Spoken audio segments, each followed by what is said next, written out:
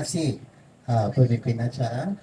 Terima kasih juga Elder yang sudah berdoa. Saya sangat tersentuh dengan doa Elder Boni. Terima kasih Elder Boni. Selamat malam semua.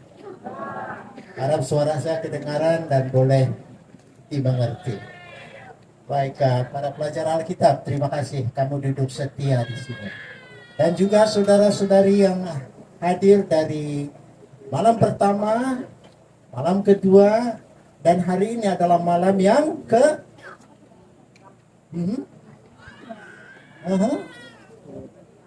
malam yang kelima. Oh, malam yang kelima. Kunci kehadiran kita di perkemahan ini. Dia juga sangat tidak senang kalau kita berada di perkemahan ini. Lihat ini.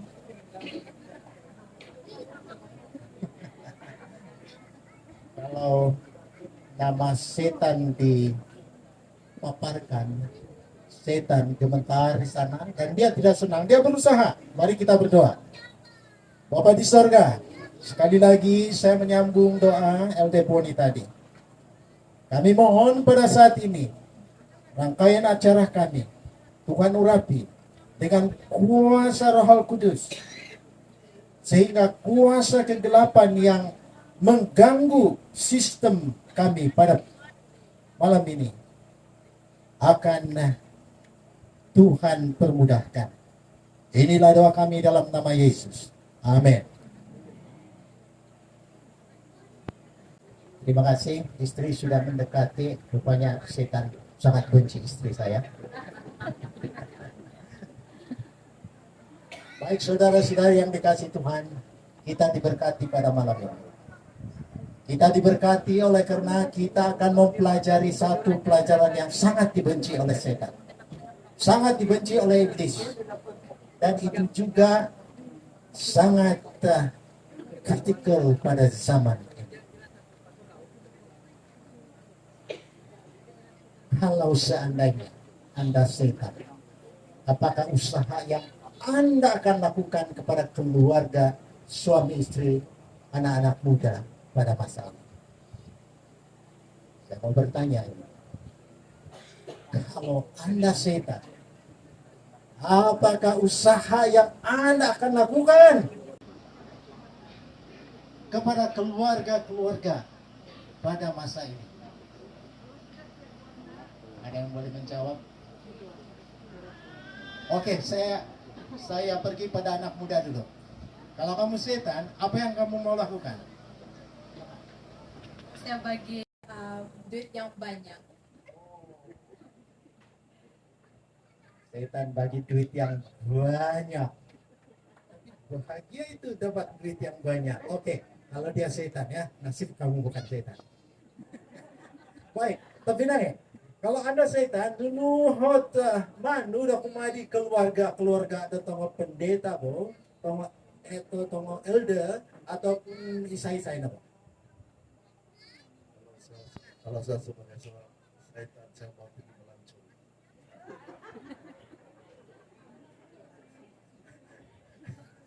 Wah, ini setan yang baik.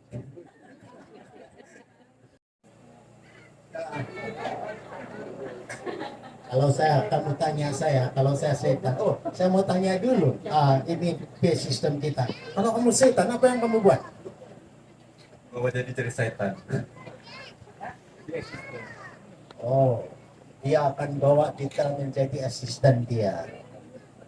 Kamu tahu, saya berpikir-pikir, kalau nggak saya setan, saya akan lakukan segala sesuatu yang boleh menghalang anak-anak Tuhan, keluarga-keluarga bahagia. Saya akan melakukan segala sesuatu yang saya boleh buat dengan mempengaruhi mereka dengan berbagai pengaruh yang sangat menyeronokkan dalam dunia ini. Baik, apa kata Alkitab? Ibrani 9 ayat yang ke-15. Perkawinan adalah perjanjian Tuhan atau Allah dengan umatnya. Jadi lembaga atau institusi yang dilembagakan Yang pertama itu adalah keluarga. Dan itulah sebabnya di dalam Kejadian 3 semalam kita belajar bagaimana Lucifer yang tadinya seorang malaikat, ya, malaikat yang perkasa, telah berusaha untuk menjatuhkan Hawa dan juga Adam. Ya, berusaha sehingga Adam dan Hawa, saudara-saudari, semua pada malam ini adalah keturunan daripada Adam yang telah jatuh dalam dosa. Setan sangat bergembira. Setan sangat mengatakan bahwa dunia ini sudah menjadi milik saya, katanya. Saudara, perkawinan perjanjian Allah dengan umatnya. Pada waktu suami dan istri mengucapkan janji pernikahan di altar, di gereja, ataupun di depan pegawai perkahwinan yang bertauliah, atau di depan pendeta dan juga saksi-saksi, Anda, suami dan istri, telah menandatangani satu perjanjian seumur hidup. Karena itu adalah melambangkan perjanjian perjanjian Tuhan dengan umatnya. Tuhan telah berjanji kepada Abraham bahwa dia akan memberkati semua keturunan dia. Tuhan juga sudah berjanji kepada bapak-bapak dan ibu-ibu bahwa dia akan memberkati keluarga kita. Tetapi apabila kita melanggar perjanjian yang kita lafazkan itu, maka setan bergembira. Kalau saya setan, saya akan berusaha untuk membuat suami dan istri itu curang, melanggar perjanjian yang diucapkan di hadapan manusia dan di hadapan Allah. Saudara-saudari yang dikasihi Tuhan, perjanjian adalah komitmen yang tidak dapat dibatalkan. Tidak ada yang boleh membatalkan perjanjian yang diurapi atau diberkati oleh Tuhan. Itu sebab pendeta ataupun pegawai itu katakan, apa yang dipersatukan oleh Tuhan itu tidak boleh diceraikan kecuali kematian. Hanya kematian saja yang dapat menceraikan seorang yang sudah menikah. Ini sangat jelas, saudara. Sangat jelas. Lembaga, institusi lembaga yang pertama adalah keluarga. Nah, institusi lembaga yang pertama adalah keluarga. Dan yang melembagakannya, yang menubuhkannya adalah Yesus Kristus sendiri. Dan ia telah mulai dengan Adam dan Hawa. Ketika Adam menerima Hawa sebagai penolongnya yang sejati. Saudara, tetapi setan pada masa ini, dia memperkenalkan perkawinan berdasarkan peraturan duniawi. Peraturan duniawi itu tidak konsisten. Dia boleh berubah menurut keadaan dan waktu-waktu tertentu. Tetapi perkawinan yang dilembagakan oleh Tuhan itu adalah berdasarkan peraturan surgawi. Dan peraturan surgawi itu adalah kekal. Dan peraturan surgawi itu ada pada karakter Tuhan sendiri. Tuhan tidak pernah berubah dari dulu, hari ini, hari kemarin, hari ini, dan selama-lamanya. Itulah Tuhan kita. Itulah yang kita katakan, lafazkan dalam doa kita setiap waktu, setiap hari. Allah Bapa di surga telah dinyatakan di dalam buku Roh Nubuat bahwa setan itu berusaha menjatuhkan kita. Mari kita baca Testimony for the Church volume 2 halaman 480. Kalau Anda dapat melihatnya, kita boleh baca sama-sama. 1, 2, 3. Saya telah ditunjukkan bahwa setan berusaha untuk menjatuhkan pemikiran mereka yang bersatu dalam perkawinan, supaya dia dapat menandakan gambarnya yang penuh kebencian pada anak-anak mereka. Lihat ini, setan akan dapat menandakan gambarnya yang penuh kebencian. Jadi setan itu penuh kebencian terhadap anak-anak manusia yang telah ditebus oleh darah Yesus. Setan tidak dapat tidur pada masa ini, karena setan tahu bahwa masa baginya itu sudah diambang pintu. Setan tahu bahwa masa bagi Yesus mengumumkan sudah selesai ketika dia menyelesaikan tugas perantaraan yang terakhir di bilik yang maha suci pada masa ini, dan Yesus akan datang. Setan tidak dapat itu. Itulah sebabnya dia berusaha untuk menjatuhkan pemikiran kita. Bagaimana pemikiran kita ini jatuh? Apabila kita tumpukan atau fokuskan kepada perkara-perkara dunia. Perkara-perkara dunia itu apa-apa saja. Oh, banyak.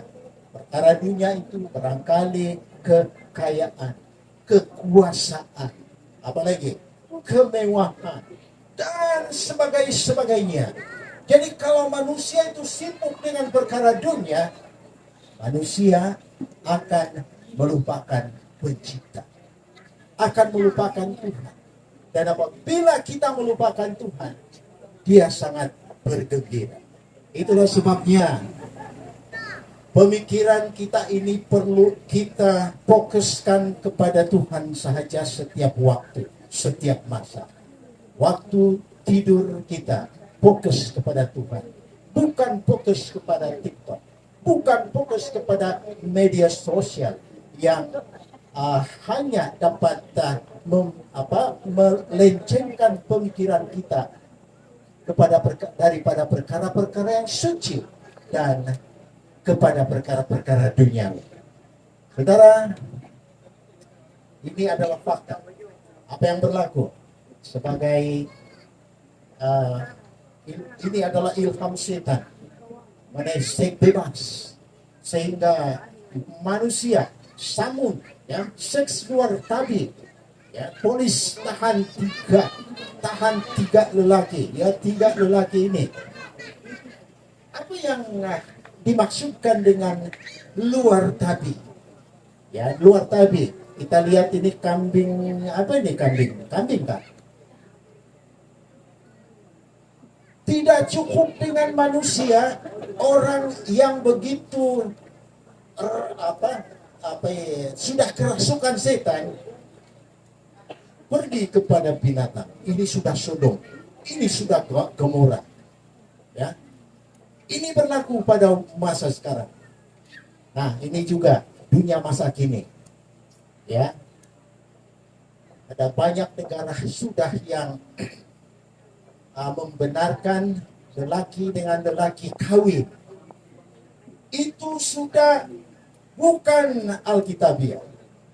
Yang kawin itu adalah antara lelaki dan wanita, bukan lelaki dengan lelaki. Ya, kita lihat nih, tahun 2025. Kedua lelaki ini just married di hadapan kawan-kawan dia, dan kononnya sudah diberkati. Ini sudah melanggar perjanjian Tuhan. Demikian juga dengan perkawinan sejenis. Ada yang disebut dengan lesbian, gay, biseksual, dan transgender. Ya, semua ini berlaku pada masa ini.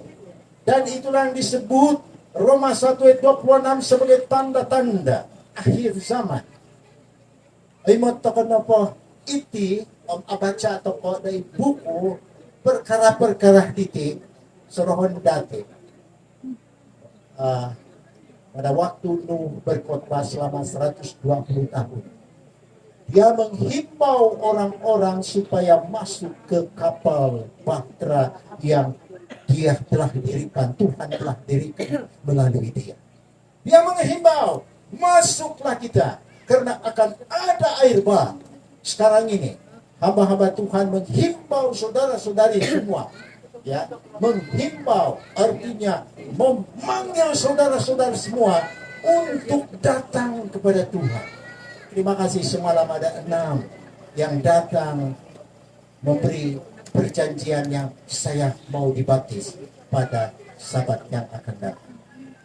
Bagi Anda yang belum membuat komitmen untuk menerima Tuhan Yesus sebagai Tuhan dan Juru Selamatmu, jangan tangguh-tangguh. Amu toko elan nuno kajadi tuong titik. Amu toko elan nuno kajadi da sumbuang. Amu toko elan. Tanggal baina 2 Korintus 6 ayat 2 mengatakan bahwa hari ini adalah hari keselamatan itu, bukan besok. Dan itulah sebabnya kita perlu buat satu komitmen untuk mengikuti Yesus. Ini juga fakta mengenai perceraian di Malaysia. Dan maaf ya, sangat kecil, tetapi saya katakan puncak dalam kalangan pasangan muda. Yang pertama, tiada persepahaman dengan pasangan. Ini wanita. Lelaki juga tidak sepahaman dengan pasangan. Puncak yang pertama. Puncak yang kedua, suami tidak bertanggung jawab. Bapak tidak bertanggung jawab terhadap istri dan anak-anak. Yang ketiga, suami curang. Bagi pihak lelaki, campur tangan mentua istri curang. Ini adalah puncak kalangan pasangan muda. Saya pernah membaca dan bertanya kepada AI mengenai pasangan yang berkawin hari ini, lalu kemudian beberapa hari kemudian cerai. Dan ada banyak senarai panjang yang diberikan dan saya baca di situ. Tapi saya tidak tampilkan karena itu sangat pribadi. Tetapi itu menunjukkan bahwa setan sangat membenci perkawinan. Setan sangat membenci pernikahan yang diberkati oleh Tuhan. Jadi saudara, bilangan keseluruhan perceraian, ya, kita lihat di sana, ribu dia, 51.000, 49.000, ya, dia berkurang pada tahun 2017 dan ini adalah fakta. Lihat lagi firman Tuhan, Maliaki 3 ayat 2 ayat 16. Mari kita baca sama-sama, topi naik. 1, 2, 3. Sebab aku membenci perceraian, firman Tuhan Allah Israel. Kemudian ayat yang ke-14 kita baca. Dan kamu bertanya, oleh karena apa?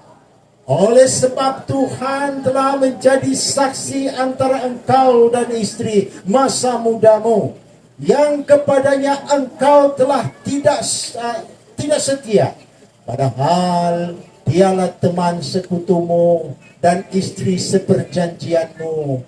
Bukankah Allah yang Esa menjadikan mereka daging dan roh? Dan apakah yang dikehendaki kesatuan itu? Keturunan Ilahi. Jadi jagalah dirimu dan janganlah orang tidak setia terhadap istri dari masa mudanya. Kemudian ayat yang seterusnya di dalam 1 Petrus ayat yang ke-7. Mari kita baca. Demikian juga kamu, hai suami-suami, hiduplah bijaksana dengan istrimu sebagai kaum yang lebih lemah. Hormatilah mereka sebagai teman pewaris dari kasih karunia, yaitu kehidupan, supaya doamu jangan terhalang. Kita lihat, Tuhan tidak mendengarkan permintaan dekat dari kita yang melanggar perjanjian perkawinan mereka. Ini kata-kata yang sangat tegas. Tuhan tidak mendengar. Malah ada firman mengatakan, doamu akan menjadi kekejian bagi Tuhan karena kamu telah melanggar perjanjian. Oh saudara, apabila saya membaca perkara ini, hati saya sangat sedih. Hati saya sangat sedih. Pendengar yang dikasih Tuhan, hormatilah kaum yang lebih lemah, teman pewaris dari kasih karunia, yaitu kehidupan, supaya doamu jangan terputus. Suami-suami, bapak-bapak, mari kita mengasihi istri kita. Amin. Istri-istri, mari mengasihi suamimu. Amin. Dan jangan tangguh. Besok kita akan belajar vitamin keluarga yang sangat penting dalam kita mengarungi kehidupan di dunia yang berdosa. Mari kita lihat lagi. Tuhan menghargai perkawinan. Maliaki 2 ayat 15. Saya baca. Perkawinan adalah gagasan Tuhan. Penyimpangan sedikit pun dari rancangannya adalah kekejian. Perkawinan bukanlah kontrak, tetapi perjanjian, komitmen. Perceraian merusakkan konsep perjanjian yang begitu dihargai oleh Tuhan. Dan kita lihat penyimpangan dari rencananya itu adalah kekejian. Sekali lagi Ibrani 9 ayat 15 katakan, perjanjian adalah komitmen yang tidak dapat dibatalkan. Tidak ada yang dapat membatalkannya. Ketika perceraian berlaku, konsep hubungan perjanjian yang Tuhan tetapkan sedang direndahkan, tidak dihargai. Saudara, jangan ada perceraian. Jangan ada divorce. Karena itu adalah kekejian dan Tuhan membencinya. Ketika suami atau istri memilih untuk melanggar perjanjian perkawinan, gambaran perjanjian Tuhan dengan kita sedang dinodai. Sedang dinodai. Perjanjian pernikahan atau perkawinan itu bukan kontrak, tetapi satu komitmen yang harus kita pegang selagi kita hidup. Selagi kita hidup. Kita lihat. Kita disebut dalam 2 Korintus, Wahyu dan juga Yesaya sebagai pengantin Kristus. Wanita di dalam Alkitab itu melambangkan jemaat Tuhan. Lelaki di dalam Alkitab itu melambangkan Kristus. Jadi Kristus mengasihi jemaat. Demikian juga jemaat mengasihi Kristus. Suami harus mengasihi istri. Demikian juga sebaliknya. Saudara yang dikasihi Tuhan, kalau kita mau kehidupan berkeluarga kita itu dibenci oleh setan, mari kita datang kepada Tuhan setiap waktu, setiap saat dalam hidup kita. Ayat 15, Maliaki 2 ayat 15. Kita baca, saya baca.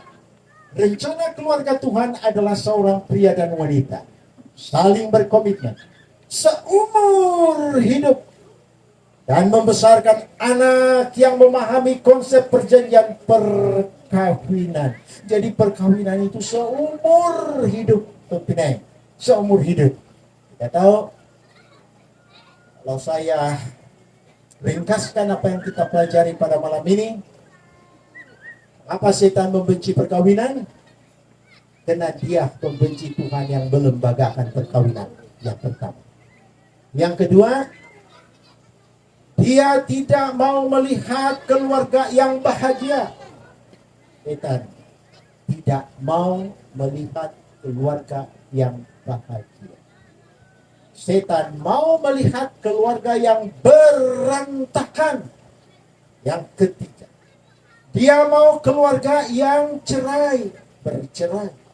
Yang keempat, dia mau pastikan setiap orang sesat dan mengikuti setan bila mana dunia ini dihukum atau bila mana setan itu dihukum kematian yang kekal bagi setan. Jadi pada malam ini kepindahan saya berbicara semalam begitu panjang, tetapi pada malam ini saya berjanji untuk tidak panjang perbicaraannya. Mari kita buat komitmen bersama membaharui kehidupan. Bagi yang sudah ada pasangan, saya mau istri saya datang ke depan. Saya mau suami, istri berdiri pada saat ini, anak-anak duduk-duduk. Suami istri berdiri bersama dengan pasangan Anda. Pergi bersama dengan pasangan kami.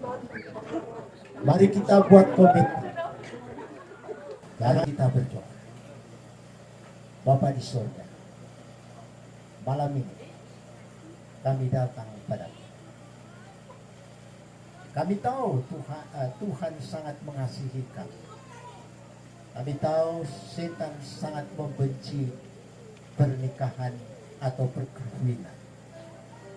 Dan segala usahanya di akhir zaman ini, setan lancarkan begitu kuat sehingga banyak rumah tangga, keluarga berantakan di mana-mana. Karena kecil masuk saja dalam keluarga, setan boleh gunakan itu untuk memisahkan hubungan suami dan istri. Mungkin baru sejak beberapa bulan. Dan komitmen ini kami mau fokus hanya kepada kasih dan kebenaran Yesus. Kami mau membicarakan hanya kebenaran dan kesucian kehidupan Yesus dan bukan apa yang ada dalam dunia pada masa ini. Kami berjanji malam ini Bapa, agar semua komitmen yang kami sudah lafazkan di hadapan Bapa pada waktu kami disatukan sebagai suami istri, kami akan melakukannya dan berpaut hanya kepada Bapa yang akan membawa hubungan kami dengan anak-anak kami lebih mesra dan setia sampai selamanya. Berkati anak-anak kami, anak-anak yang sudah Tuhan titipkan dalam hidup kami, mereka yang sudah dewasa dan berumah tangga di mana-mana saja mereka berada. Oh Bapa, malaikat dan roh, kirimkanlah kepada mereka pada saat ini. Ada banyak masalah yang dihadapi, tetapi jangan sampai masalah yang sedikit pun boleh menjatuhkan, meruntuhkan hubungan mereka dengan Tuhan dan sesama. Terima kasih Tuhan, doa ini Engkau sudah dengar, karena kami serahkan semua ini hanya di dalam nama Yesus, Tuhan dan Juru Selamat kami. Amin. Mari kita peluk istri kita. Bagi peluk, terima kasih dan berkati. Peluk. Oke, terima kasih Tuhan berkati.